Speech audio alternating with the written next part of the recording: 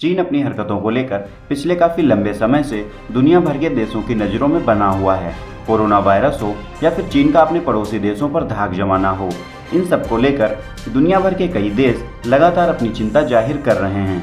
हाल ही में जब G7 summit हुई तो उसमें भी चीन एक बड़ा मुद्दा था, क्योंकि G7 में शामिल सभी देशों ने ताइवान में शांति रखने की बात की थी, जिसका मतलब सीधे तौर पर चीन को निशाने पर लेना था, क्योंकि चीन पिछले काफ़ी लंबे समय से अपने फाइटर जेट्स को ताइवान में भेजता रहा है।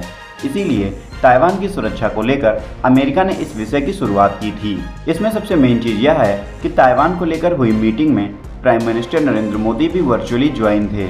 ऐसे में इस बात की पूरी संभावना है कि चीन के खिलाफ ताइवान मुद्दे पर भारत भी अपना समर्थन G7 के अन्य सभी देशों को दे रहा है।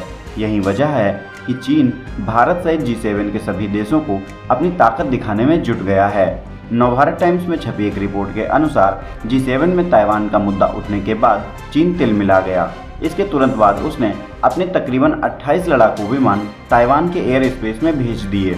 वहीं दूसरी तरफ ताइवान के रक्षा मंत्रालय ने दावा किया है कि चीन के पेइचिंग से लड़ाकू विमान रोजाना ताइवान की तरफ उड़ान भरते हैं।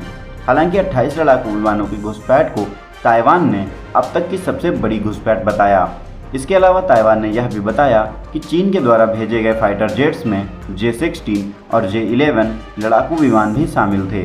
ऐसे में एक बात स्पष्ट हो जाती है कि चीन विश्व के सभी देशों को ओपनली चैलेंज कर रहा है कि यदि कोई भी देश चीन के खिलाफ रणनीति बनाएगा तो चीन उस देश पर दबाव बनाने के लिए अपने छोटे पड़ोसी देशों पर वॉर अटैक जैसी स्ट्रेटजी अपनाएगा।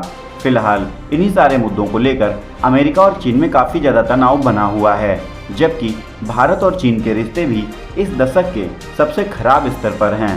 खैर, चीन को सबक सिखाने के लिए G7 समेत भारत जैसे देश क्या कर सकते हैं, इस बारे में आप अपनी राय हमें कमेंट बॉक्स में ज़रूर बताएं।